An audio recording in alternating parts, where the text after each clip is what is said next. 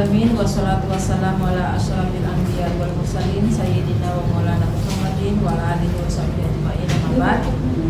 Puji syukur kita panjatkan kehadirat Allah Subhanahu wa taala karena pada hari ini kita diberi kesempatan untuk melaksanakan seminar proposal atas nama Nabila Mamonto.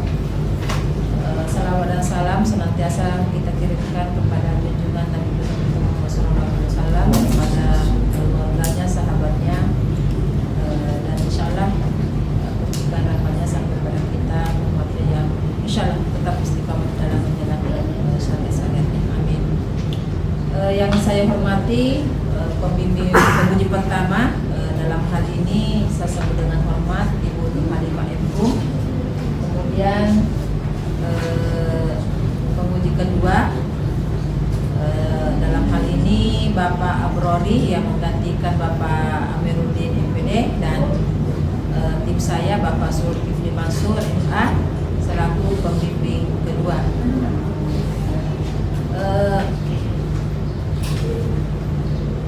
Seperti biasanya ya, pada seminar proposal ada beberapa tahapan yang insyaallah akan dilewati oleh Ananda Nabila.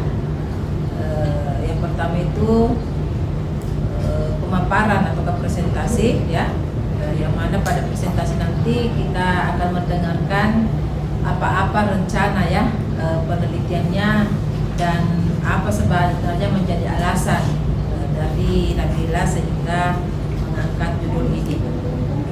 Kemudian pada tahap berikutnya itu tahapan masukan ya, koreksi dari pemuji dan pembimbing, dan nanti insyaallah pada tahapan terakhir itu adalah apakah nantinya judul yang ditawarkan ke kami bisa direkomendasikan untuk dilanjutkan atau ditolak ya, dan tidak ditolak ya. Baiklah, untuk menghargai waktu kita karena sudah lewat molong 15 menit, mari kita buka seminar proposal atas nama Nabila Mamonto dengan judul Upaya Guru PAI dalam Mengatasi Perilaku Kenakalan Remaja di SMK Cokro Minoto, Kota Membagu, dengan sama-sama melepaskan basmalah. Bismillahirrahmanirrahim. Ya, selanjutnya saya persilakan kepada Ananda Nabila Mamonto untuk mempresentasikan. Jadi Ibu harapkan kalau bisa jangan dibaca ya, tetapi itu betul-betul Anda bisa mempresentasikan sesuai dengan kemampuannya ya. Berikanlah keyakinan kepada kita bahwa apa yang Anda angkat ini betul-betul layak untuk dijadikan sebagai suatu penelitian. Ya, silakan. Bismillahirrahmanirrahim. Assalamualaikum warahmatullahi wabarakatuh. Waalaikumsalam warahmatullahi wabarakatuh. Yang terhormat pemuji 1 Ibu Nur Halimah MHum, kemudian yang terhormat pemuji 2 Bapak Amiruddin MPD tapi tidak sempat hadir pada hari ini, akan digantikan oleh Bapak Abradi Ilham MPD. Yang terhormat pembimbing 1 Ibu Dr. Masna Ambo Baba MAG, kemudian pembimbing 2 yang terhormat Bapak Zulkifli Mansur MA. Pertama-tama saya ucapkan terima kasih kepada para pembimbing dan pemuji yang sudah hadir pada hari ini. Pada hari ini saya Nabila Mamonto dengan NIM 2012358 akan mempresentasikan hasil proposal skripsi saya yang berjudul Upaya Guru Pendidikan Agama Islam dalam Mengatasi Perilaku Kenakalan Remaja di SMK Cokro Aminoto, Kota Membagu. Adapun latar belakang, umumnya perilaku kenakalan anak dan remaja ini dimaknai sebagai suatu bentuk perilaku yang tidak sesuai dengan norma-norma yang hidup di tengah masyarakat. Perilaku anak yang tidak sesuai dengan norma itu dianggap sebagai anak yang cacat sosial, dan kemudian masyarakat menilai cacat tersebut sebagai sebuah kelainan, sehingga perilaku mereka pun disebut dengan kenakalan. Lingkungan sosial remaja juga ditandai dengan perubahan sosial yang cepat, khususnya di kota-kota besar dan daerah-daerah yang sudah terjangkau sarana dan prasarana komunikasi dan perhubungan, yang mengakibatkan kesimpangsiuran norma. Kondisi intern dan ekstern yang sama-sama bergejolak inilah yang menyebabkan masa remaja memang lebih rawan daripada tahap-tahap lain dari perkembangan jiwa manusia. Guru pendidikan agama berperan dalam membangun karakter siswa melalui mata pelajaran pendidikan agama. Salah satu caranya adalah dengan menambah pengetahuan agama. Tanpa guru pendidikan tidak ada artinya dan tidak bisa menghapus kebodohan dalam diri manusia. Jadi guru pendidikan agama Islam dalam wacana pendidikan memang mempunyai peran sangat penting dalam mewujudkan siswa yang memiliki kepribadian, moral, sikap, dan intelektual tinggi. Artinya nilai-nilai yang ditanamkan pada isi pembelajaran dalam isi pembelajaran pendidikan agama Islam harus didesain secara komprehensif yang mengarah pada watak kehidupan peserta didik di lingkup sekolah secara Islami dan di lingkup luar sekolah, baik dalam keluarga maupun masyarakat secara umum. Kenakalan sebenarnya merujuk pada perilaku yang berupa penyimpangan atau pelanggaran pada norma yang berlaku dan ditinjau dari segi hukum. Kenakalan merupakan pelanggaran terhadap hukum yang belum bisa dikenai hukum pidana sehubungan dengan usianya. Perilaku menyimpang pada remaja pada umumnya merupakan kegagalan sistem kontrol diri. Di SMK Cokro Aminoto Kota Tambagu juga banyak terjadi perilaku kenakalan remaja seperti merokok, tawuran, pembulian, dan bolos. Perilaku yang terjadi di kalangan peserta didik di SMK Cokro Aminoto Kota Tambagu ini membuat kerugian bagi peserta didik, guru, sekolah, dan masyarakat sekitar. Adapun identifikasi masalah yaitu cara guru pendidikan agama Islam dalam mengatasi perilaku kenakalan remaja, kurangnya perhatian guru pendidikan agama Islam terhadap perilaku kenakalan remaja, faktor-faktor yang menjadi penyebab perilaku kenakalan remaja. Rumusan masalah: 1. Apa saja bentuk-bentuk perilaku kenakalan remaja yang banyak terjadi pada siswa di SMK Cokro Aminoto Kota Tambagu?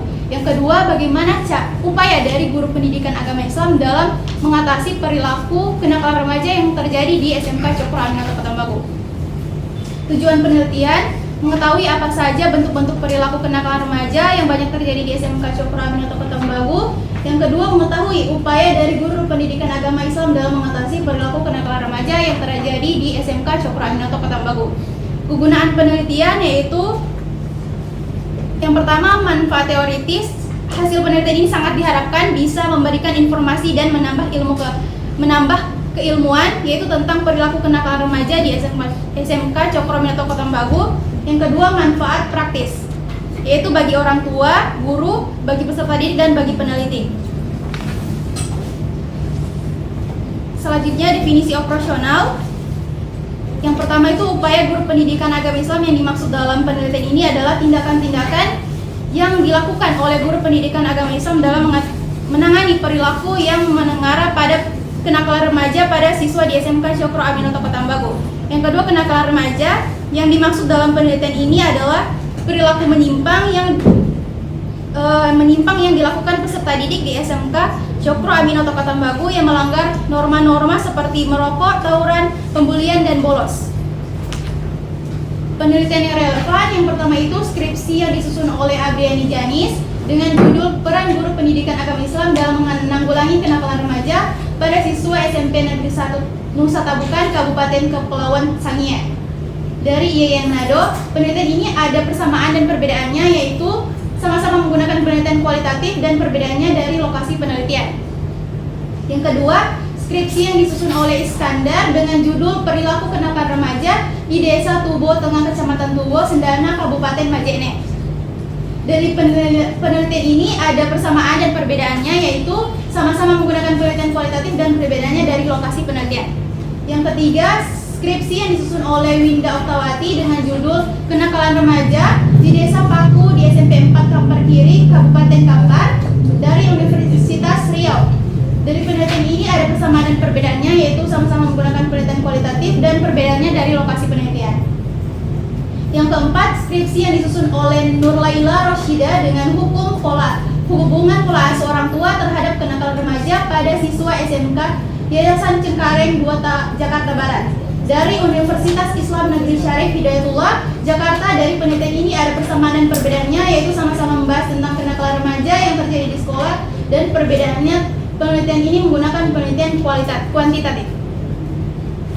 Tinjauan teoritis, yaitu pertama kenakalan remaja. Jadi kenakalan atau perilaku secara umum dapat dikatakan bahwa perbuatan yang bersifat melanggar hukum bertentangan dengan nilai dan norma yang dilakukan oleh sekelompok remaja. Faktor-faktor penyebab terjadinya kenakalan remaja yang pertama itu faktor endogen, yaitu dalam diri yang berasal dari dalam diri anak itu, dan yang kedua itu faktor eksogen, adalah faktor yang berasal dari luar diri anak yang dapat mempengaruhi tingkah laku. Selanjutnya dampak kenakalan remaja yaitu bagi diri sendiri, bagi keluarga, dan bagi lingkungan. Peran guru pendidikan agama Islam adalah membantu para siswa mengubah tingkah lakunya sesuai dengan arah yang diinginkan. Dalam hal ini terdapat dua faktor. Yang pertama, proses perubahan tingkah laku dan kriteria arah yang diinginkan secara khusus yang dirumuskan dalam tujuan pendidikan. Metodologi penelitian, yang jenis penelitian yaitu penelitian ini menggunakan jenis penelitian kualitatif. Lokasi penelitian yaitu berlokasi di SMK Cokro Aminoto Kota Tambagu, Kecamatan Kota Tambagu Barat, Provinsi Sulawesi Utara. Jenis data yang pertama primer, yaitu berasal dari informan, yaitu guru PAI, guru BK, dan siswa di SMK Cokro Aminoto Kota Tambagu. Yang kedua jenis data sekunder, yaitu dari dokumen dan arsip di SMK Cokro Aminoto Kota Tambagu. Sumber data dan teknik pengumpulan data yaitu menggunakan observasi, wawancara, dan dokumentasi. Sekian itulah yang dapat saya sampaikan, lebih kurangnya saya mohon maaf. Wassalamualaikum warahmatullahi wabarakatuh. Waalaikumsalam warahmatullahi wabarakatuh. Terlalu bersemangat sekali Nabila. Ya. Mudah-mudahan nanti komentarnya juga bisa ya menjawab juga. Bisa juga seperti itu ya. Jadi perlu Ibu sampaikan kalau ujian proposal itu ya, insya Allah lebih banyak memberikan masukan ya terkait dengan rencana penelitiannya. Nah, tetapi bukan berarti Anda ditanya tidak bisa menjawab ya, tetap diberi kesempatan untuk memberikan jawaban ya, supaya antara tanggapan dari pertanyaan dari penguji dengan mahasiswa itu bisa ketemu ya. Siapkan catatan dan rekamannya supaya nanti bisa ada hal-hal nanti pada tahapan perbaikannya bisa dicek ya di rekaman atau di catatannya.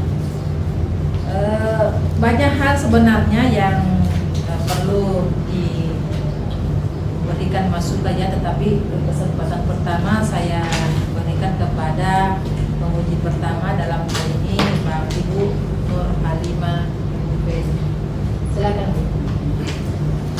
Terima kasih. Assalamualaikum warahmatullahi wabarakatuh. Waalaikumsalam warahmatullahi wabarakatuh. Bapak pembimbing 1 Dr. Mas Ahmad Baban MD dan pembimbing 2 Bapak Zulkifli Mansur MA, dan rekan juga di penguji Bapak Ahmad Ilham MD. Ya, dan dari vendor ya, mahasiswa yang mempertahankan proposalnya, Nabila Maunto ya, dan audiensnya teman-teman Nabila. Satu angkatan, satu kelas. Satu kelas semua. Mana kembarannya? Nabila, coba silakan dibaca judulnya. Upaya guru pendidikan agama Islam dalam mengatasi perilaku kenakalan remaja di SMK Cokro Aminoto Kota Tambagu. Kenakalan remaja itu sering dibahas ya. Skripsi ini sering dan banyak juga. Banyak sekali. Iya, banyak sekali itu judul. Dari mulai saya style sampai yang lain. Judul ini banyak sekali.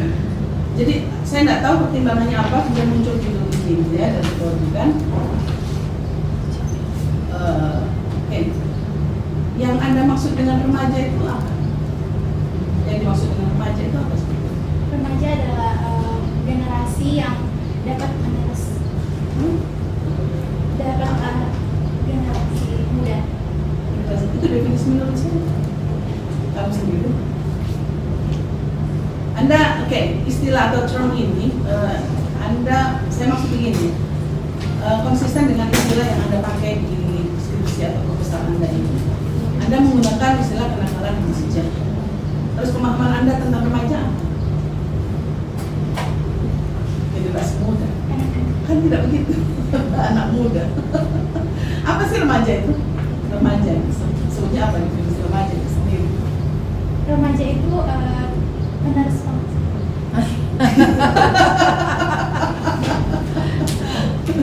Kamu angkat ini judul, berarti Anda harus tahu nih apa itu pengertian atau definisi dari remaja itu sendiri. Sementara Anda di dalam beberapa halaman proposal ini, Anda mengangkat bukan remaja. Memang iya secara teori, teorinya pun juga tidak lengkap. Pengertian atau definisi remaja Anda juga nggak tahu karena nggak ada dalam teori ini kan, betul? Ya nggak? Iya.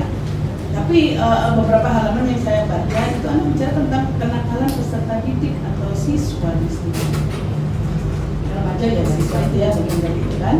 Cuma Anda saya tanya definisi remaja saja bingung, gitu kan? Kan memang teori itu tidak ada.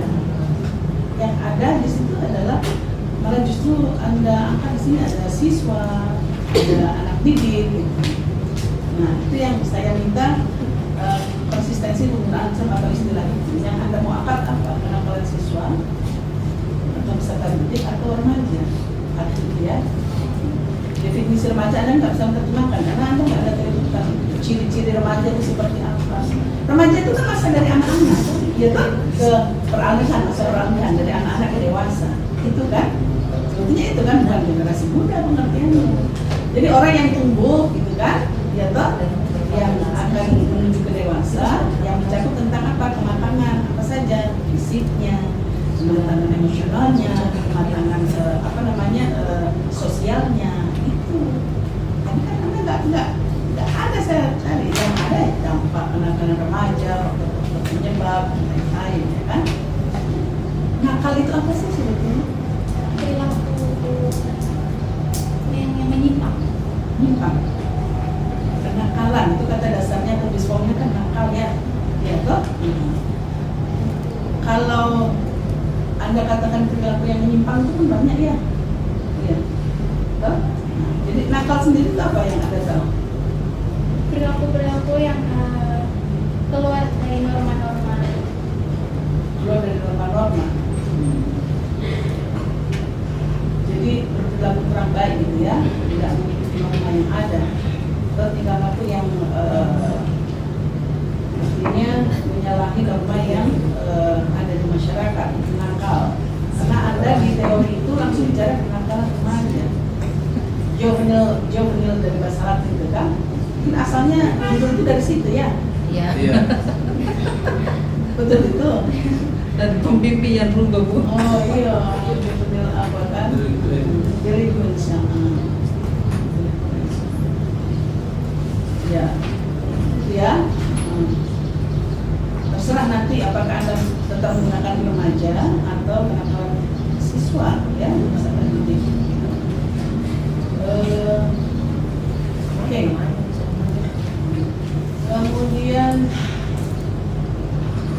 ya, karena yang di dalamnya masa ada bicara peserta didik dengan siswa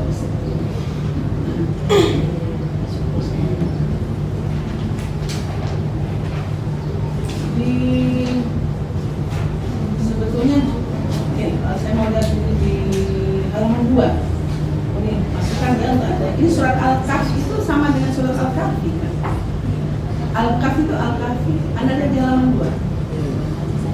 Halaman 2. Itu Al-Kahfi itu surat keberapa? 16.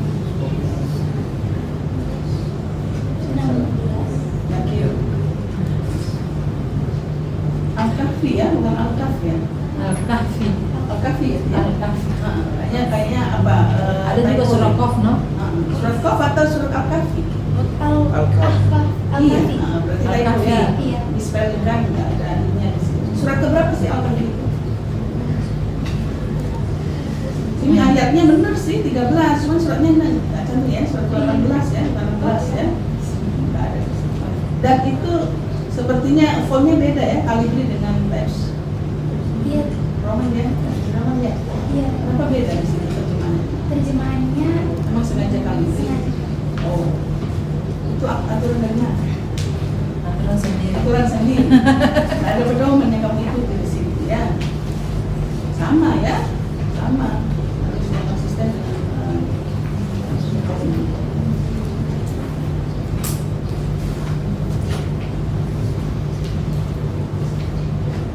ini sumber tafsirnya memang apa?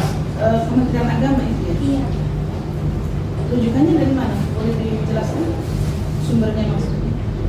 Jadi Nabila dapat dari Bila dapat internet. ada tulis sumbernya di situ.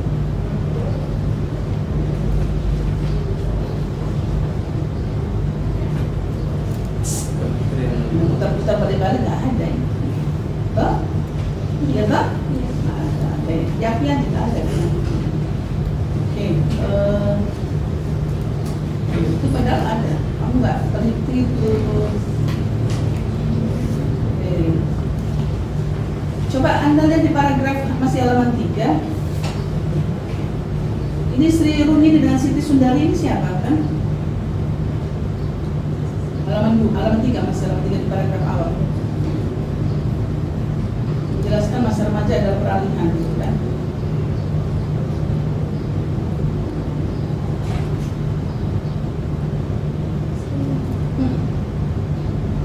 Itu kutipan dari mana? Dari internet. Iya kan itu di footnote-nya 4 ya. Iya kan? Ambil dari situ ya? Iya. Iya. Buku psikologi remaja ya. Iya. Ya, nanti lihat pedoman ya. Cara mengutip orang punya tulisan bagaimana dalam bukunya orang, ya. Iya. Semua dari internet tapi harus jelas. Kamu aksesnya di mana harus jelas. Ya. Letakkan di footnote itu sumbernya.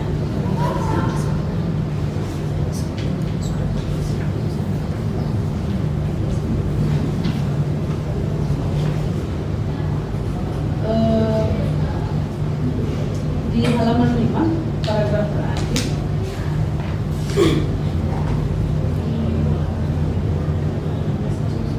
coba jelaskan itu statement kalimat yang baris pertama, kedua sampai ketiga. Bikin bingung membaca ya.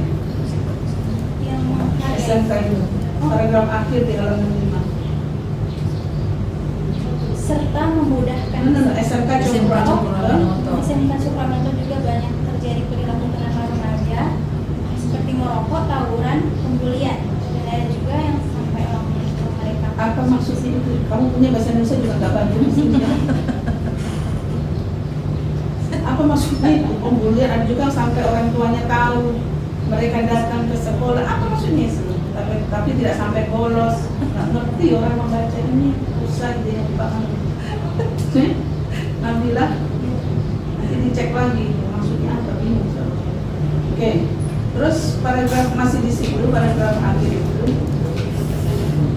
Oke, penelitian memberikan landasan.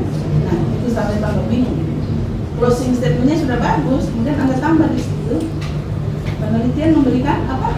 Landasan bahwa Memberikan landasan bahwa guru pendidikan agama Islam mempunyai peran penting untuk mengatasi saya bingung, nggak ada tanda baca juga di situ.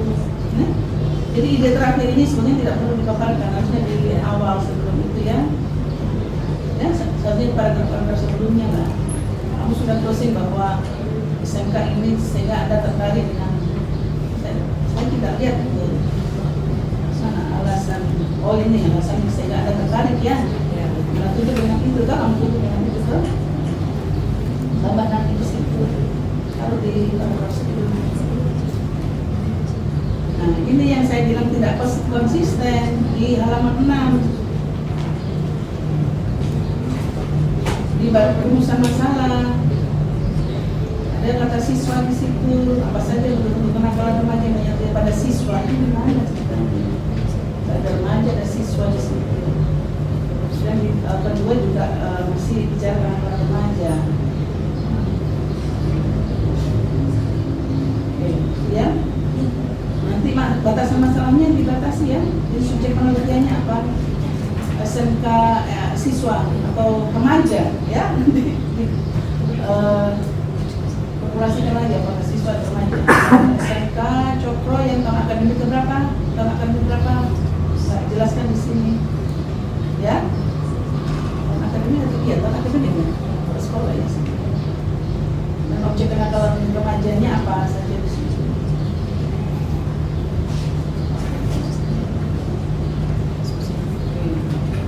Coba kamu lihat di halaman 7 lagi.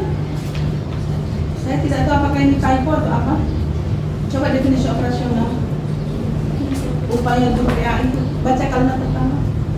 Upaya guru pendidikan agama Islam Menurut apa itu?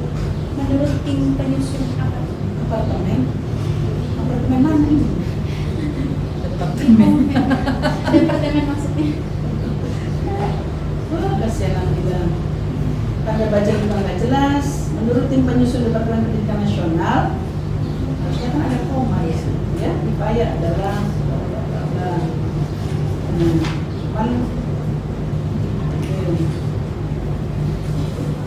upaya adalah guru PAI adalah cuma nggak jelas juga, nggak jelas juga dia punya apa referensi atau apa. Guru PAI itu apa, kamu jadikan satu di situ ya, definisi operasionalnya ya. Ya, guru PAI adalah bla bla bla bla di situ. Iya kan? Sumbernya juga nggak jelas. Nah, kemudian kenakalan remaja, juvenil berasal dari ini mudah-mudahan tidak copy paste dengan orang deskripsi ya, tapi harus paraphrasing ya, ya, persis sama titik koma di bahaya ya, plagiasi ya. Tawuran tuh pakai W atau tanpa W? Tawuran pakai W atau enggak pakai? Oh langsung tawuran. Nggak tahu ya. Takuran. Coba cek di footnote 10.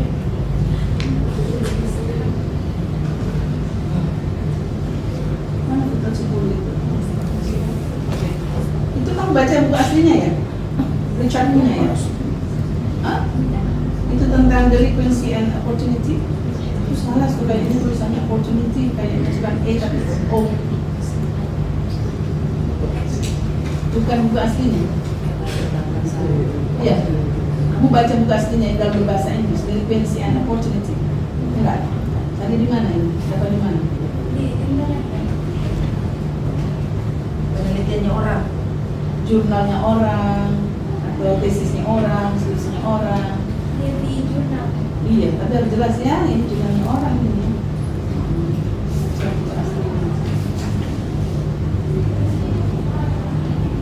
Silakan cek di halaman 9 sampai dengan 10 sampai dengan 11 sampai dengan 12. Jawabannya bisa ditebak, kamu ambil dari internet gitu ya. Review study itu, relevan study itu, penelitian relevan, review study-nya, penelitian sebelumnya. Penelitian yang satu Nabila ambil yang dari dia ya. Iya. Terus sumbernya dari internet. yang kedua juga begitu, ketiga juga begitu Pak. Tolong diperjelas sumbernya ya. Silakan letakkan di catatan kaki atau footnote.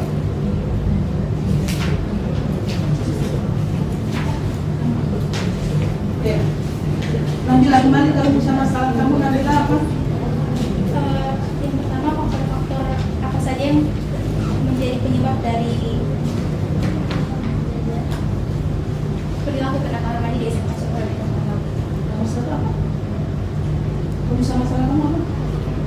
Apa saja bentuk-bentuk perilaku Bentuk ya, kenakalan? bentuk. Apa saja bentuk?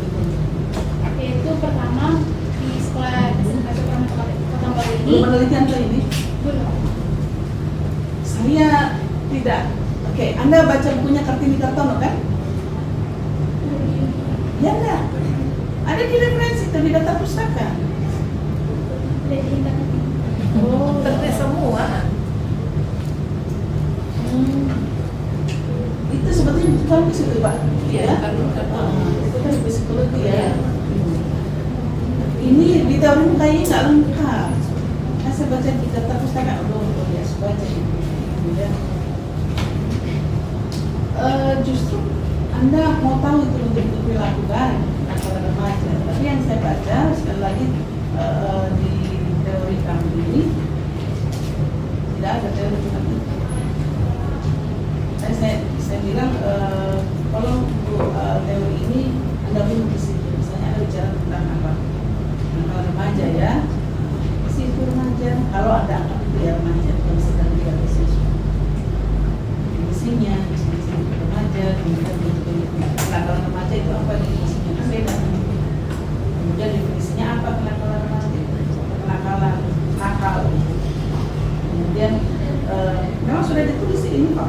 adabnya, kemudian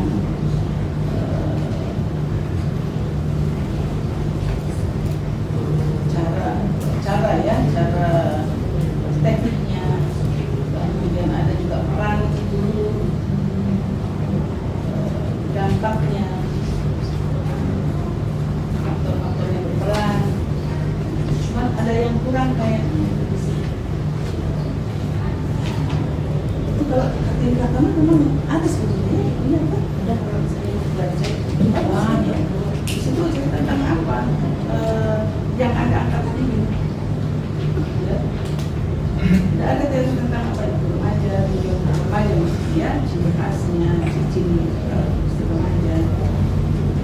Bentuk-bentuk kenakalan remaja pun secara umum nggak ada gambaran istilah khusus apa lagi ya. Saya saja kalau tentang psikologi ya, baca itu. Karakteristik remaja yang nakal itu kita nggak ada. Banyak teori yang harus ditambahkan ya. Aspek kenakalan remajanya, malah justru yang kamu angkat itu ada.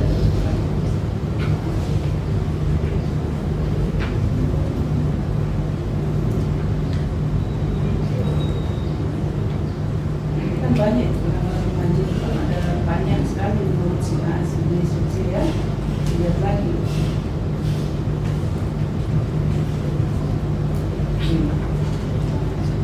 Upaya guru PAI ya dalam mengatasi kenakalan remaja, begitu upayanya ya. Di teori Anda ini ada beberapa teori dari penulis yang Anda tidak menyebutkan sumbernya juga ya.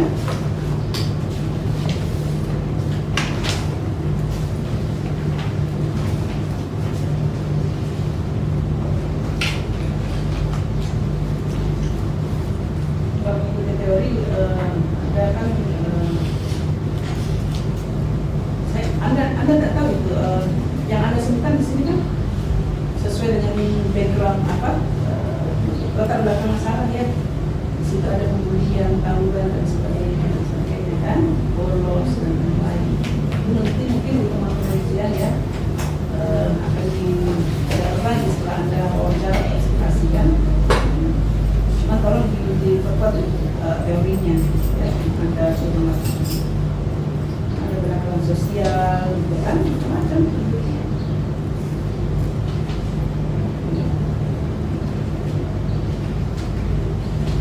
Yang Anda akan wawancara siapa? Guru pendidikan agama Islam, guru BK dengan siswa dia. Guru pimpinan konseling. Guru pimpinan konseling itu pertanyaannya apakah sama nanti interview sheet-nya itu, interview deadline-nya, pedoman interviewnya dengan guru BK. Sama dengan guru PAI. Kan kamu akan wawancara guru BK. Apakah interview sheet-nya atau interview deadline-nya, pedoman interviewnya itu sama kan pertanyaannya dengan guru BK? Sama. Pantas saya cari nggak ada itu sebenarnya itu di bab 3 memang Anda cantumkan di situ bahwa Anda akan mewawancara pendata pilihannya adalah guru PAI, guru BK, kemudian siswa ya. Dan hanya 5 item, 5 pertanyaan untuk guru PAI. Kemudian yang untuk siswa hanya 4 pertanyaan.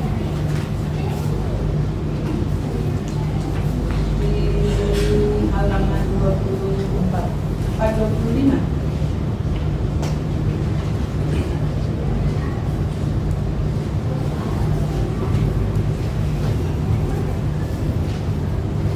Ya. Dasar membuat pertanyaan di wawancara itu apa?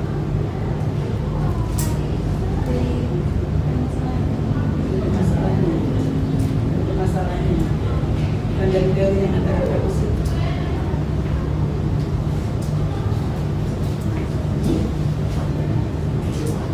Ya, sebenarnya kalau adopsi nggak apa-apa, asal sumbernya jelas ya.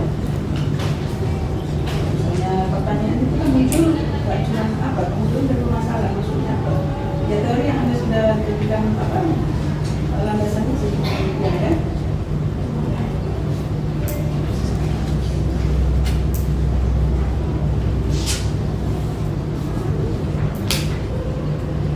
Sejak kapan Anda akan lapor penelitian?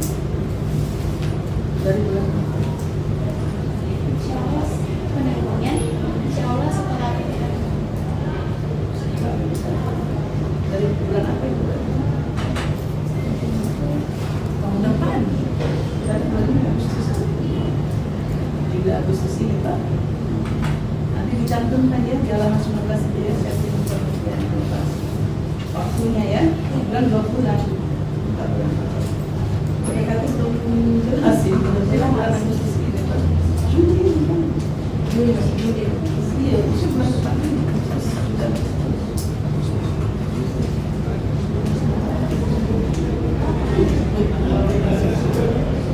Pagi.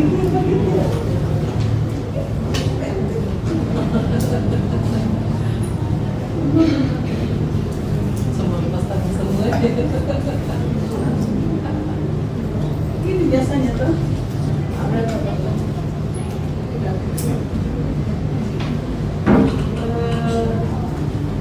Oke, coba Anda lihat di halaman 19, 16.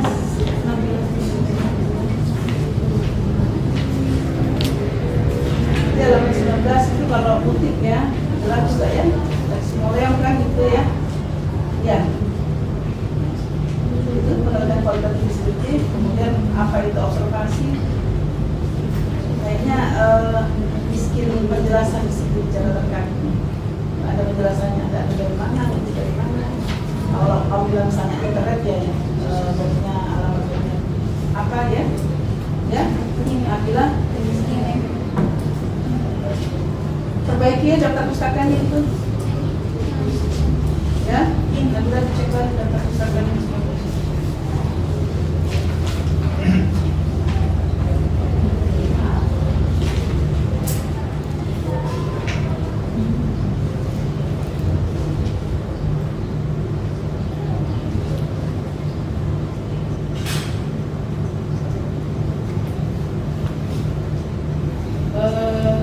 Banyak typo ya, Nabila nanti dilihat lagi.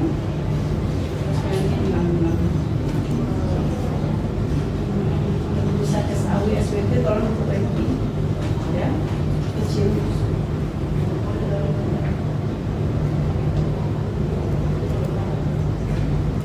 Kemudian untuk terjemahnya itu tolong diperbaiki ya. Ada IS kaki 18 ya harusnya ya, 13 ya.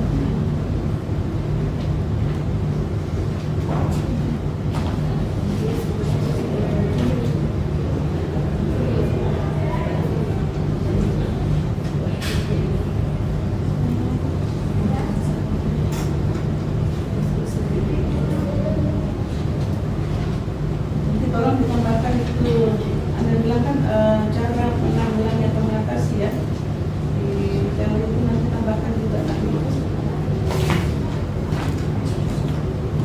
Lebih lain dari tindak atau upaya ya, cara mengatasi dan menanggulangi remaja setengah kelas remaja.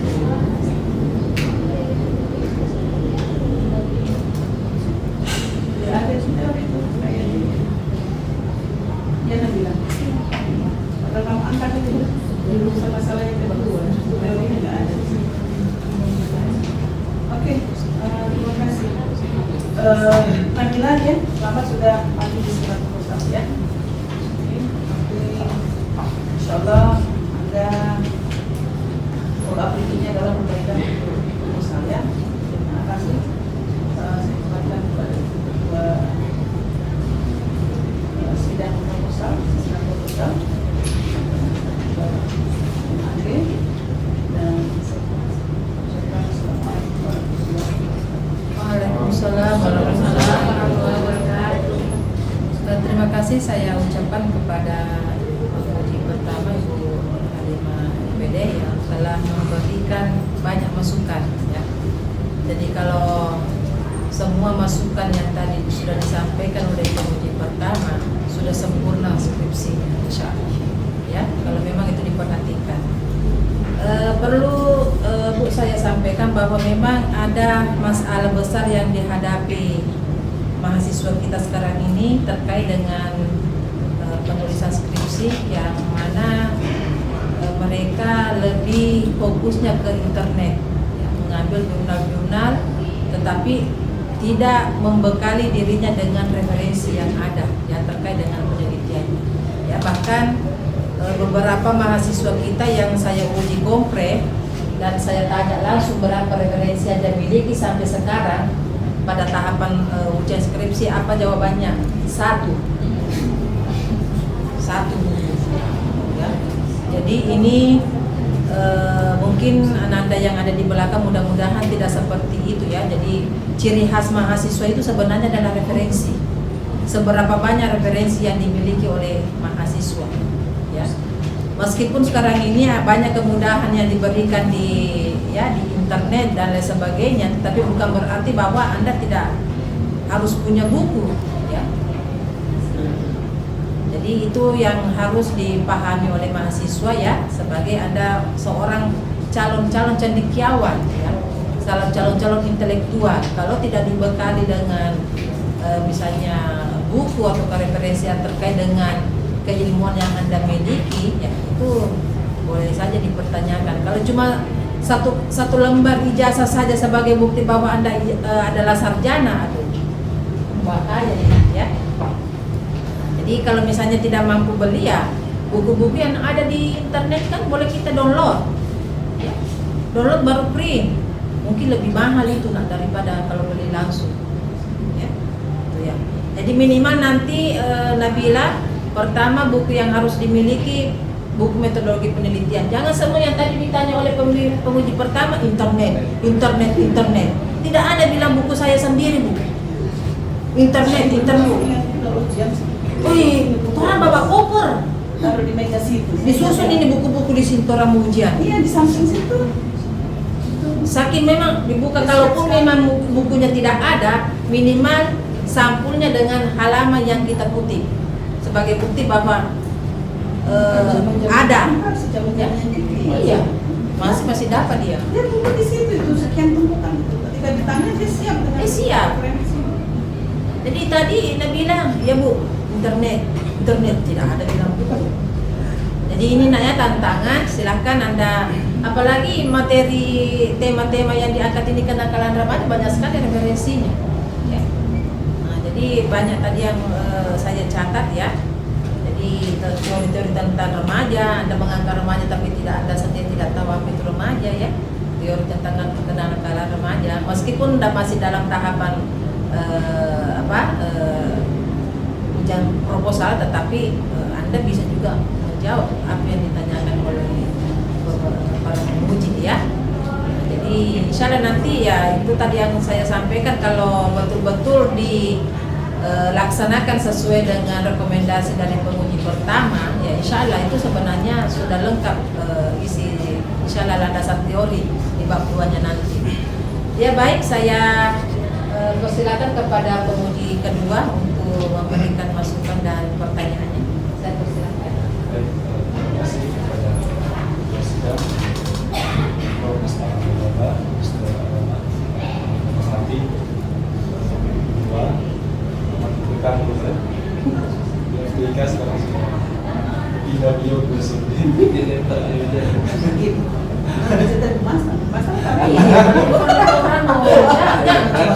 Kita tersinggung loh. Tersinggung kita loh. Makanya kita balik begini. Jangan tarbiyah semua ini. Iya. Artinya tuh sumber dayanya banyak. Memang dulu anak kesayangan yang Ishak. Ya, survei langsung udah teman kami bisa teman yang hadir belakang layar dan Nabila ngomong kakak hadir kakak mana ya Mam Surya foto yang ada Ya, Nabila, pertanyaan mendasar saya ya. Saya sebagai penguji pengganti dari Bapak, jadi memang konsekuensi dari kehadiran adalah dengan aturan terakhir dari pimpinan kita seperti itu. Jadi seterusnya Nabila sudah berfokus dengan saya. Oke, Nabila, dari judul ini upaya guru PAI dalam mengatasi perilaku kenakalan remaja. Pertanyaan saya yang mendasar, kira-kira siapa dalang di balik kenakalan remaja? Siapa aktor tunggal yang harus kita salahkan? Pertama, orang tua, B, guru, C, kepala sekolah, D, Pak Imam. Pak Imam dah. Di masyarakat. Kira-kira siapa? Dari 4 orang yang saya sebutkan tadi, siapa yang pertama kali harus kita salahkan terkait dengan kenakalan remaja? Masyarakat. Masyarakat. Nah, kenapa masyarakat? Kenapa masyarakat? Siapa lingkungan, Kak? Lingkungan yang mempengaruhi. Kalau sesuai dengan judul ini, guru di urutan keberapa? Setelah masyarakat siapa? Kurang upaya, Pak. Enggak. Saya belum bicara tentang upaya guru PAI kita. Saya bicara tentang siapa aktor tunggal yang harus kita salahkan ketika terjadi kenakalan remaja. Dari 4 tadi. Kan masyarakat yang pertama, yang kedua. Diri sendiri. Ya, bisa juga ya, bisa juga. Oke, setelah diri sendiri siapa? Orang tua orang yang ketiga kan? Setelah orang tua, guru. Jangan, maksud saya gini, jangan selalu menjadikan guru PAI apalagi itu selalu menjadikan kita. Jadi aktor tunggal akibat dari kenakalan seorang siswa. Makanya pemerintah kan punya ideologi di pusat pendidikan kan. 3 ini tidak bisa dipisahkan antara orang tua, sekolah, dan lingkungan. Jadi kalau kemudian kita akan menyalahkan sekolah, tunggu dulu. Pihak sekolah nggak mau disalahkan dong. Kan pertanyaan saya, anak yang masuk di sekolah ini memang awalnya baik kemudian jadi nakal atau memang sudah nakal? Kira-kira? Yang di sekolah SMA. Iya. Biasanya lingkungan dari sekolah itu. Sebelum masuk memang sudah terpola begitu. Bila boleh. Nah, ya itu harus dicari tahu dong, sehingga jangan sampai mereka masuk memang sudah, mohon maaf ya, di Manado ini ada sekolah-sekolah yang terindikasi sebagai sekolah-sekolah buangan kan, dicap sebagai sekolah buangan. Jadi yang nakal, yang ditolak atau gagal dari sekolah lain masuk ke situ, sehingga itu menambah beban sekolah. Akhirnya sekolah yang disalahkan, karena kamu sudah dari sana aja bermasalah ya. Ya, tapi secara normatif orang tua yang menjadi aktor tunggal yang akan ditanyakan di akhirat itu orang tua, bukan Pak Imam, bukan guru PAI. Ya, kasihan guru PAI ya, sudah gajinya kecil lagi orang harus nanggung dosa asisnya. Jadi itu secara normatif. Jadi itu gambaran awal mengenai kejadian.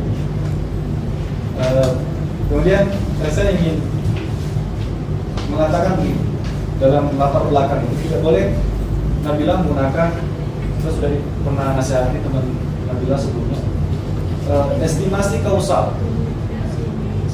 Estimasi kausal ini contoh ya di halaman 5 ini. Di sini disebutkan SMK Cokro Aminoto Kota Mobagu juga banyak terjadi. Banyak terjadi ini nggak boleh ada pakai di penelitian ilmiah. Itu estimasi kausal. Bisa jadi ini benar, bisa jadi ini salah.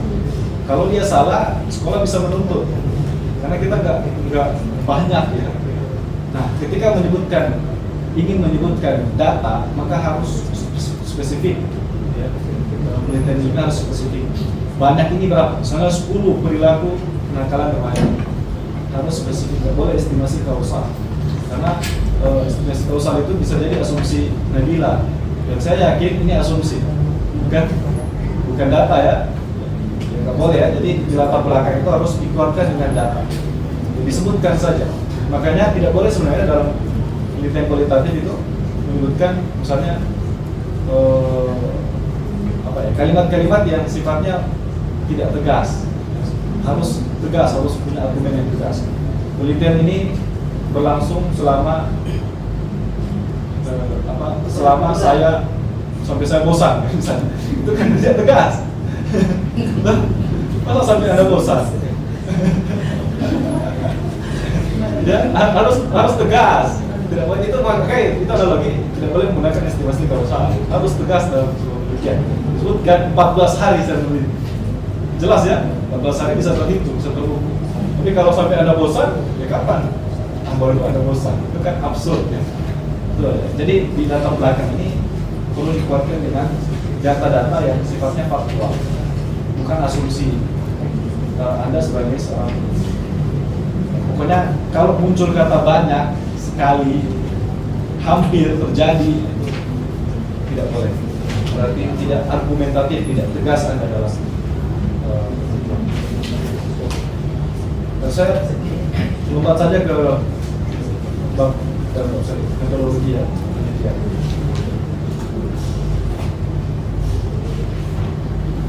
Di sini ada jenis penelitian kualitatif deskriptif. Ini pernah saya ingatkan, mungkinnya dengar ya.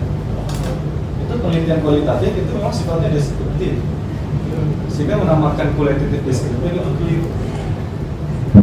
Deskriptif kan dia menganalisis secara rinci dan detail ya. Di situ letak perbedaan kualitatif dengan kuantitatif. Kuantitatif bisa nggak mengukur perasaan seseorang? Bagaimana dia bisa mengetahui secara spesifik dan rinci perasaan seseorang? Nah, sehingga semua yang hasil penelitian tadi itu deskriptif. Makanya kalau menyebutkan kualitatif deskriptif ini salah satu kekeliruan yang pernah dikritisi oleh banyak, termasuk John Crosswell. Makanya apalagi ada yang membuat sebuah teori pendekatan apa yang dipakai yaitu pendekatan kualitatif. Kualitatif itu metodologi, bukan pendekatan. Ya, kalau pendekatan itu kalau di Crosswell ada 5 kan, ya kan? Pendekatan naratif, kemudian ada studi kasus, ada Gordon teori, itu pendekatan. Kalau misalnya Nabila ingin mengetahui pengalaman 20 tahun seorang guru mengabdi, itu bisa dengan menggunakan pendekatan narasi. Kita mengetahui 20 tahun ini pengalaman dari guru seperti apa, ya. Jadi diperbaiki mulai dari jenis penelitian. Data primer itu apa? Data utama itu Dapat dari informasi. sekunder kan juga didapat dari, bisa didapat dari info. Itu melalui wawancara langsung. Itu wawancara langsung, maka disebut data primer. Kalau wawancara tidak langsung, bukan disebut data primer. Misalnya wawancara by telepon atau via WA, itu kan nggak langsung bertatap maksudnya. Apakah itu sekunder? Primer. Berarti ada yang salah dengan definisinya. Ya sebenarnya gampang saja ya. Jadi salah satu karakteristik yang mudah untuk dipahami, kalau data primer itu data yang belum pernah digunakan sebelumnya. Berarti datanya belum ada ya, dan baru dicari oleh seorang peneliti. Nah kalau sekunder itu data yang sudah pernah ada sebelumnya dipakai untuk keperluan yang lain. Seperti misalnya Anda minta data profil sekolah kan, itu kan data sudah ada, dipakai untuk keperluan lain. Yang kebetulan ini relevan dengan penelitian Anda minta itu masuk data sekunder. Ya paham ya? Jadi data sekunder itu cara membedakannya gampang. Kalau dia karakteristiknya, kalau dia sudah ada sebelumnya dan dipakai untuk keperluan yang lain. Tapi kalau menurut Anda relevan, Anda ambil, maka bisa Anda klaim sebagai data sekunder Anda. Kalau dia ngambil dari akun resmi SMK Cokro, dia punya medsos, atau website. Nah kalau anak ambil dari situ, itu data apa? Sekunder. Kenapa sekunder? Karena yang sudah ada karena pernah ada di Ya, pintar ya, begitu ya cara memahami ya, supaya gampang. Karena ada yang ngambil dari medsos dia klaim itu sebagai data primer, karena dia ngambil. Ya. Oke. Kemudian observasi. Kira-kira observasi yang akan dilakukan oleh siapa? Nabila dalam penelitian ini pakai observasi jenis apa?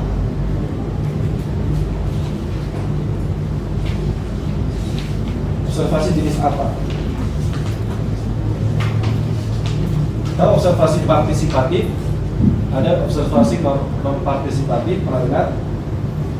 Terbuka, terarah, observasi rahasia. Kira-kira kalau Nabila memposisikan diri sebagai peneliti ini, itu mau pakai observasi apa? yang terbuka Bapak.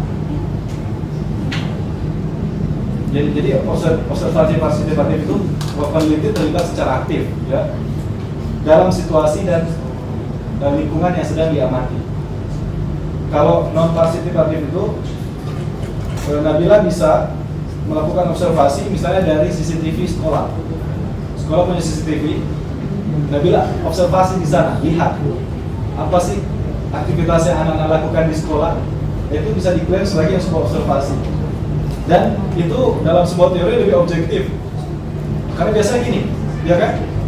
Kita Nabila datang ke seseorang kemudian mengatakan bahwa saya ingin meneliti, ingin wawancara Anda. Pasti dia akan menyembunyikan hal-hal yang kiranya bersifat negatif. Sehingga untuk mencari hal yang objektif itu perlu kita klarifikasi ke banyak orang. Beda kalau kita lihat dia ini dari CCTV, jelas, oh ini anak kalau istirahat dia malam teman-temannya misalnya, dia bully dan seterusnya, itu kan bisa terlihat. Nah makanya kalau di sana punya CCTV, saran saya bisa dijadikan sebagai salah satu observasi. Namanya observasi non partisipatif. Ya, jadi kalau Nabila pakai observasi partisipatif, konsekuensinya adalah Nabila harus menjadi apa ya? Menjadi mata-mata 24 jam.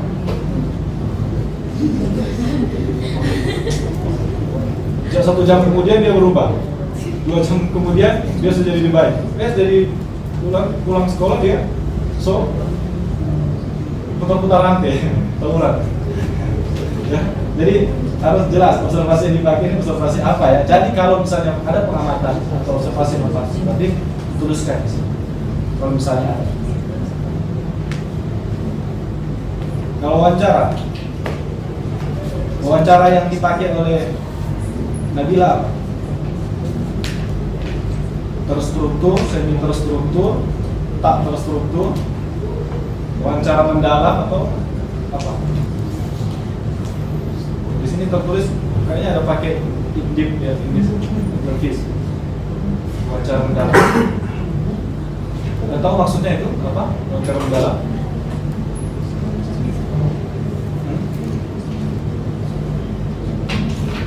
Wawancara mendalam itu gampang. Kalau mau nih sering nonton jurnalis, apa jurnalis terkenal Indonesia atau favorit? Najwa ya. Coba lihat cara Najwa menginterview seseorang. Itu kan keren ya. Narasi beliau, pertanyaan beliau, jebakan beliau. Itu keren. Nah, itu adalah salah satu jenis wawancara mendalam ya. Jadi dia fokus pada satu responden secara individual untuk menggali informasi dengan pancingan-pancingan pertanyaan, jebakan-jebakan pertanyaan. Nah, tapi itu kan tidak dilakukan kan? Dilakukan itu enggak di sekolah, di penelitian enggak apa? Sebenarnya enggak usah dipakai. Saran saya ada buat pedoman ini, ada buat pedoman wawancara. Ada Pak. Ya, berarti wawancara terstruktur ya, melibatkan serangkaian pertanyaan yang sudah disusun. Kalau saya penelitian saya waktu S1 dan S2 saya nggak pakai wawancara terstruktur, tapi saya tidak terstruktur, sehingga saya bisa mengeksplor. Jadi saya pancing dengan satu pertanyaan, dia jawab apa, saya eksplor, saya kejar terus, sehingga di satu pertanyaan itu bisa bisa merinci dalam 10 pertanyaan. Makanya saya waktu wawancara saya nggak bawa pedoman, karena saya pakai struktur. Tapi kalau kamu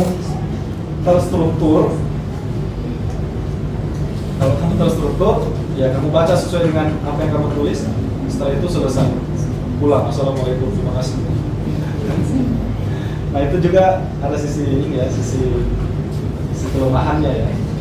Tapi terserah lah, karena yang meneliti adalah Nabila, jadi mana yang dipakai itu yang dituliskan. Kemudian yang terakhir, saya ingin melihat di sini ada analisis data. Siapa yang dipakai? Teori siapa? Yang pertama pakai yang Maleong. Menurut Maleong. Siapa?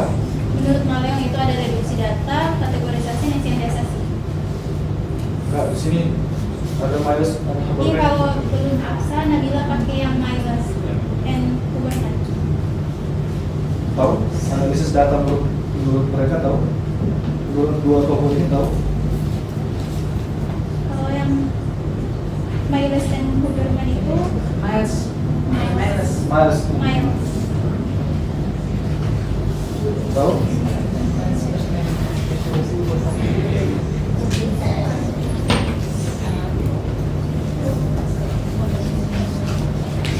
Tahu nggak cara mereka menganalisis? Jangan mengutip teori analisis barat, kemudian pakai cara menganalisis yang lain.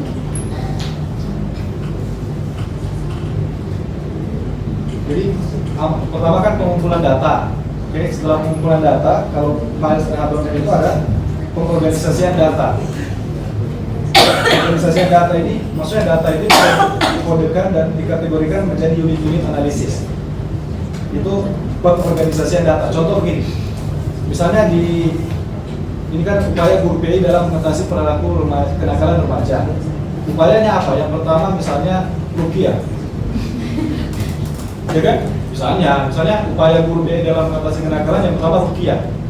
Nah, rukiah ini itu masuk kategori pengorganisasian data. Jadi ada kodifikasi, pengkodean supaya gampang ya. Upaya yang pertama rukiah misalnya. Yang kedua siram air obat. Yang ketiga itu misalnya. Itu makanya dalam ada pengorganisasian data. Ya, dibuat poin nanti ya, dibuat poin sehingga poin ini adalah unit-unit analisis yang dispesifikan. Gitu ya. Kemudian yang ketiga pembuatan matriks. Harus ada matriks untuk mengorganisasikan data tadi dan menjadikannya secara visual. Nah di matriks inilah itu nanti terlihat semua hasil wawancara tanpa ada editing dari penulis. Nanti di bab 4 nggak perlu lagi ditampilkan itu sehingga terkesan bahwa ini tidak teranalisis. Kemudian ada reduksi data. Cara mereduksi data adalah data-data yang tidak relevan ya, redundan itu dibuang. Misalnya dari wawancara ini menurut Nabila ini tidak relevan, itu direduksi, dibuang. Yang terakhir ada interpretasi data. Ini yang penting karena di bab 4 harus ada interpretasi. Itulah yang membedakan antara hasil penelitian dan pembahasan. Kalau tidak ada interpretasi dari Nabila sebagai peneliti, maka itu bukan analisis yang dipakai oleh Miles. Yang terakhir penelitian kesimpulan. Ya, jadi jangan membayangkan terlalu rumit untuk menyelesaikan ini. Caranya adalah apabila Nabila punya keterbatasan, baik dari segi waktu, teori, objek penelitian, keuangan, itu disebutkan di batasan masalah. Tidak apa-apa. Ya, supaya penelitian ini bisa dilanjutkan. Jadi peneliti lanjutan itu melihat kekurangan dari penelitian ini dan mereka melanjutkan penelitian tersebut. Itu memberikan ruang untuk melanjutkan amal jariah. Gitu ya, jadi dibatasi saja. Di sini saya tidak lihat batasan masalah secara spesifik, belum ada. Dibuat batasan saja, termasuk kategori perilaku kenakalan remaja ini kan banyak ya. Secara teori kan banyak, Anda batasi saja. Misalnya kenakalan yang jenisnya apa? Fisik atau non fisik, Anda mau kemana? fisik, Iya, kayak tawuran. tawuran, itu spesifik ya, apa? Jadi spesifik ke kenakalannya sifatnya fisik. Jadi kalau yang non verbal, yang non fisik, misalnya dia memaki itu tidak usah Anda masukkan di sini. Itu supaya Anda bisa spesifik dan akan bisa fokus ke kenakalannya sifatnya. Jadi bully tidak masuk ya, bully dalam bentuk non verbal maksudnya. Ya. Ya baik, terima kasih, kami kembalikan kepada Presiden. Ya, terima kasih saya sampaikan kepada Bapak Abrori Ilham. Sudah 2 SKS ini. Jadi lumayan sekali ya. Jadi semua pertanyaan tanggapan dari penguji pembimbing sebenarnya sudah di-cover tadi oleh pembimbing penguji 1 dan pembimbing kedua. Saya ingin tambahkan sedikit ya, karena itu juga sebagai pembimbing sekaligus sebagai penguji. Betul tadi yang disampaikan bahwa masalah atau yang dihadapi oleh peserta didikan atau remaja itu sebenarnya berawal dari masalah lingkungan ya, masalah lingkungan. Kemudian kita tidak bisa juga pungkiri dari keluarga ya, asal mula kenakalan yang dapati di remaja itu boleh saja dari keluarga ya, mungkin karena broken home ya atau apa ya, boleh saja. Nah, kemudian yang saya ingin tekankan di sini bahwa Nabila juga tidak bisa lepas dari bagaimana peran orang tua ya sebagai orang yang punya tanggung jawab dalam mendidik anak-anak. Jadi sekiranya nanti Nabila mampu untuk mendapatkan data-data dari orang tua yang memang anaknya misalnya termasuk dalam remaja yang nakal ya, jadi bisa saja nantinya diwawancarai ya, sebagai data tambahan. Jadi sepakat tadi dari penguji ya, baik penguji pertama dan kedua itu kita sebenarnya bukan tanggung jawab guru PAI untuk mengatasi kenakalan remaja. Beban dia untuk mengajar itu sudah sangat berat ya. Sementara tanggung jawab itu sebenarnya kan adalah tanggung jawabnya guru BK ya. Guru agama yang mendapati remaja atau siswa melakukan kenakalan remaja atau melakukan hal-hal yang tidak sewajarnya dilakukan oleh seorang peserta didik, ujung-ujungnya kan lari ke BK, guru BK-nya. Tetapi di sini kita mau melihat ya, Nabila mau lihat nantinya kita mau melihat di sini bagaimana kerjasama antara guru PAI dengan guru BK dengan guru-guru yang lainnya. Ya, mungkin saja ada beberapa guru yang ikut terlibat dalam mengatasi kenakalan yang dilakukan oleh peserta didik. Ya. Jadi apalagi juga sebagai orang tua. Sebagai penanggung jawab, makanya di pusat pendidikan ini harus terlihat ya perannya di dalam mengatasi kenakalan remaja yang dilakukan oleh peserta didik ya. Orang tua, guru dengan masyarakat. Kalau itu memang bisa Anda dapatkan dari masyarakat ya oke lah ya. Tetapi waktu yang Anda gunakan juga itu tidak singkat, itu butuh waktu yang banyak. Tapi yang paling penting ini saya arahkan ke Nabila ya, supaya ditambah dengan gurunya, orang tuanya ya, orang tua. Karena itu kan anak dengan orang tua tidak bisa dipisahkan ya.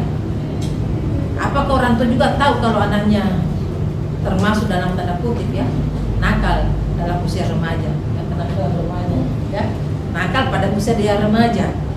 Nah, makanya tadi oleh penguji pertama ya, kenakalan remaja ada juga menggunakan siswa dengan peserta didik. Jadi kalau harus kenakalan remaja, tidak usah lagi disebutkan siswanya dengan peserta didik, langsung ke sekolahnya. Ya mungkin itu ada masukan ibu ya, supaya tidak ada dua kata yang sebenarnya sudah masuk di situ.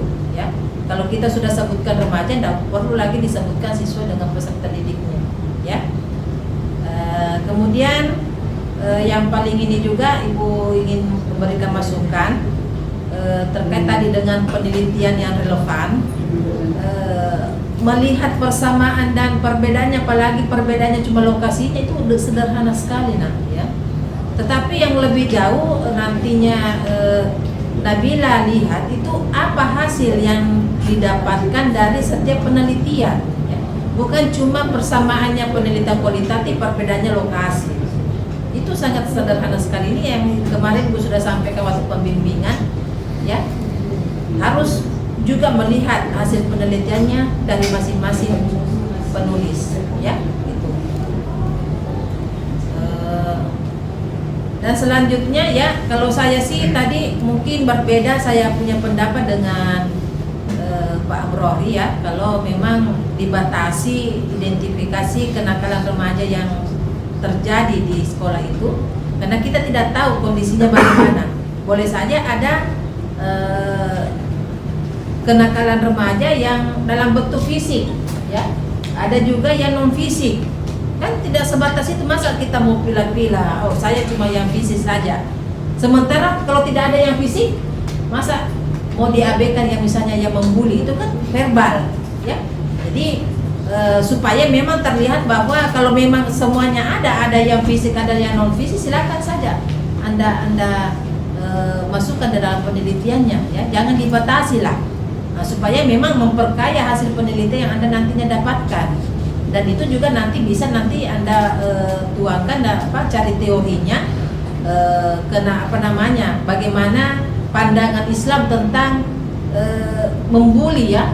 Kan itu ada juga, misalnya kalau ada yang bully, ya, jadi verbal, jadi kekerasan dalam hal verbal itu juga termasuk, ya. Iya, bentuk-bentuk kenakalan remaja. Jadi banyak sekali, ya, banyak sekali. Jadi makanya dicari, itu tadi Ibu bilang, kalau memang Nabila bisa betul-betul melihat masukan-masukan tadi dari penguji pertama dan kedua, sebenarnya sudah sempurna skripsinya, ya. Itu sudah apalagi nanti diambil proposalnya yang lengkap dengan catatan-catatannya dong. Tinggal nanti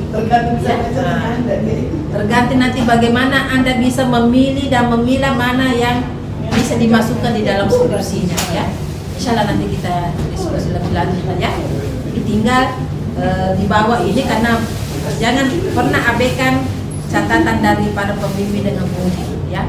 Dan harus Anda jaga baik-baik. Setiap lembar itu ada catatan, ya.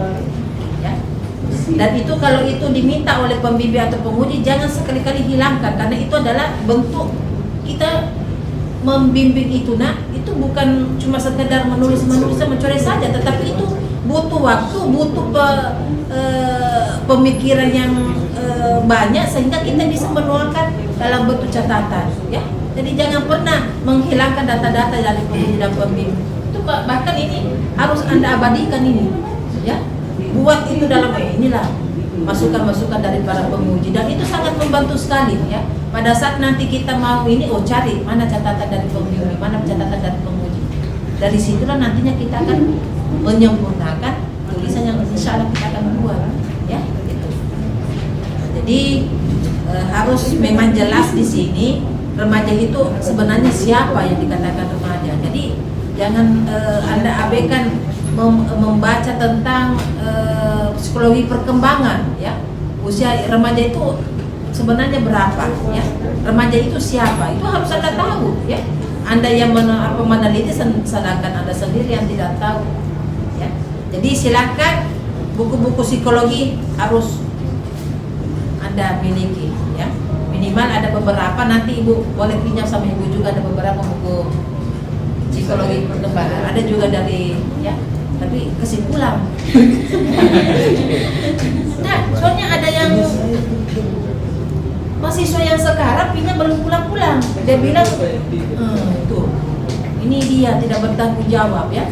Jadi kalau dikasih pinjam, ada yang sudah lulus buku PTK belum pulang sampai sekarang. Lumayan, ya. Ya, jadi begitu nah, ya. Jadi itu masukan Ibu. Selanjutnya saya persilakan ke Bapak Zulkifli Mansur untuk memberikan masukan dan pertanyaan-pertanyaan. Mudah-mudahan tidak banyak sudah. Terima kasih. Assalamualaikum warahmatullahi wabarakatuh. Waalaikumsalam warahmatullahi wabarakatuh. Yang saya hormati Dewan Penguji yang sudah hadir pada siang hari ini.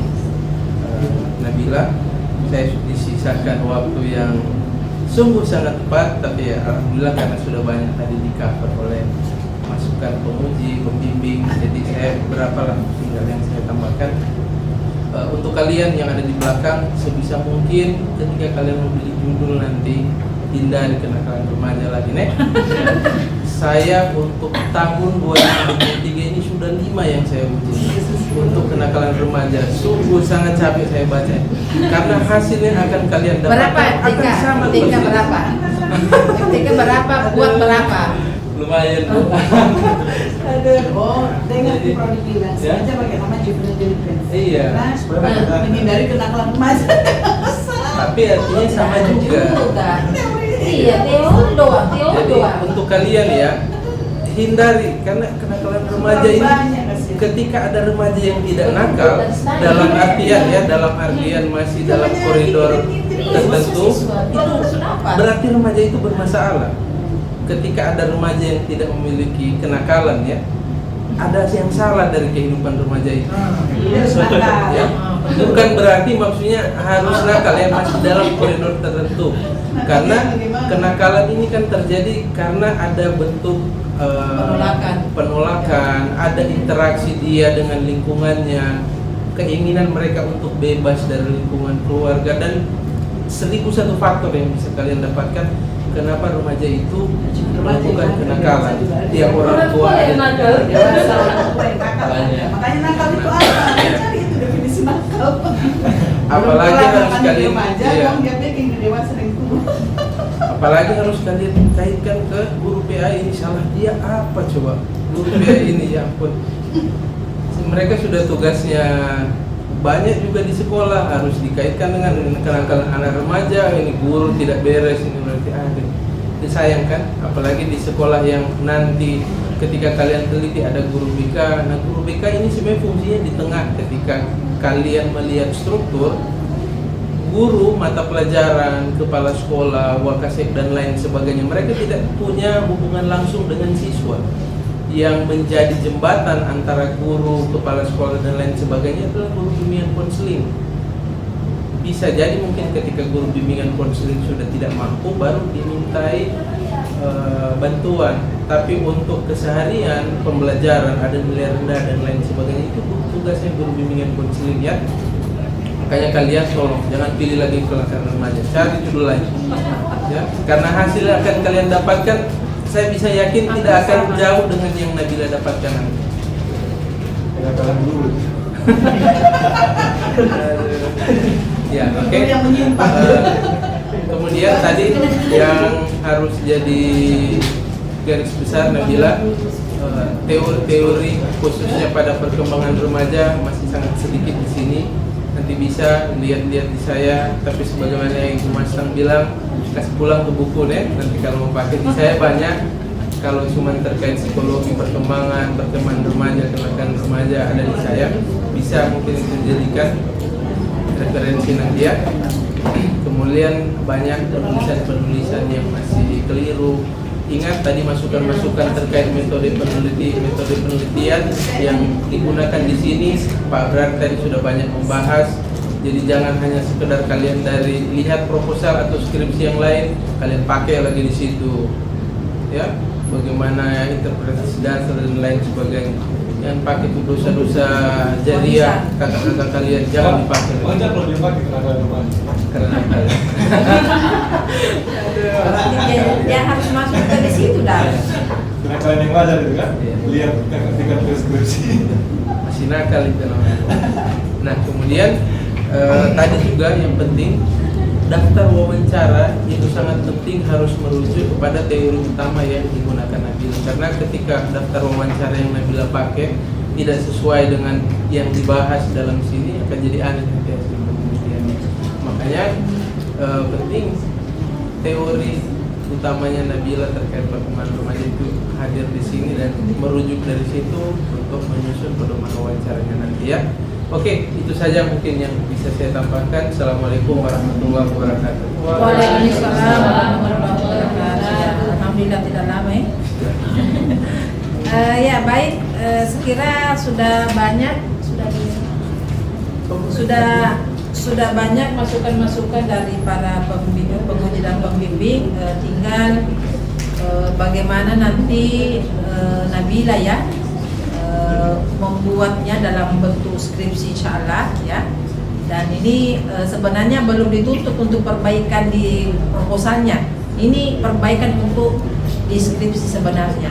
Jadi silakan yang mendasar dulu diperbaiki di tahapan proposalnya untuk meminta izin penelitian ya. Itu yang pertama dulu yang harus Nabila lakukan supaya seandainya bisa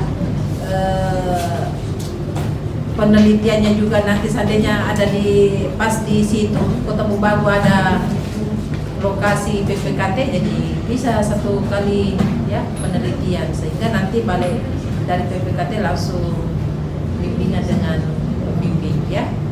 Jadi kami menunggunya secepatnya, mudah-mudahan tidak lama ya. Bulan berapa ini? Tapi sudah tidak bisa lagi ya. Nah, jadi insyaallah tahun berikutnya sudah selesai ya. Ibu bisa prediksi nanti insyaallah masuk semester 8 lah ya, sudah bisa selesai ya. Kalau memang betul-betul ya cepat dan jangan, karena biasanya sudah proposal nanti pulang PPKT baru dikorek lagi tuh ya, baru izin penelitian, baru mengurus izin penelitian. Mestinya ya habis ini nanti perbaikan langsung izin penelitian. Oke. Ya, sekira demikian. Terima kasih saya sampaikan kepada para penguji, kepada Ibu Nur Halimah Emhum dan Bapak Abrori. Ya, Abrori apa ini? Abrori Ilham atau MPD ini ya, MPD ya. Atas waktu yang sudah diluangkan untuk memilih Ananda Nabila Mamonto.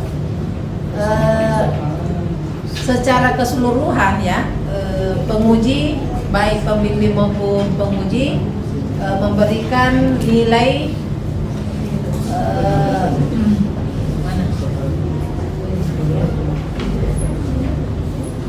totalnya tidak usah disebutkan ya, nanti besar di kepalanya ya.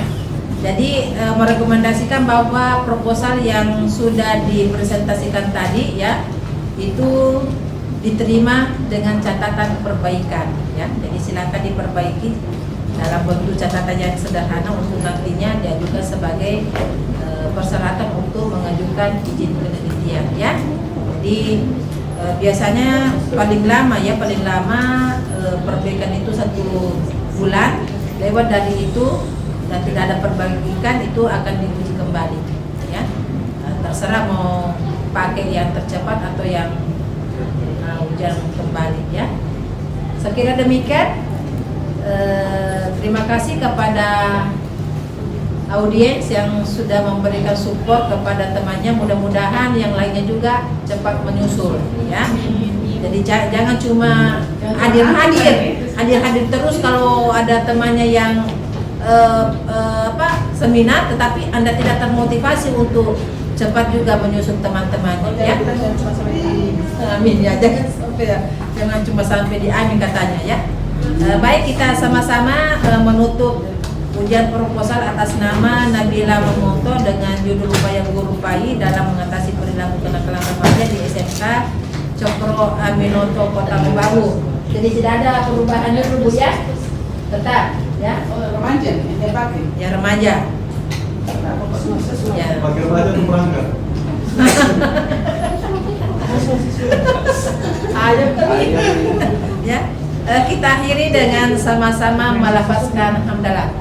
Assalamualaikum warahmatullahi wabarakatuh.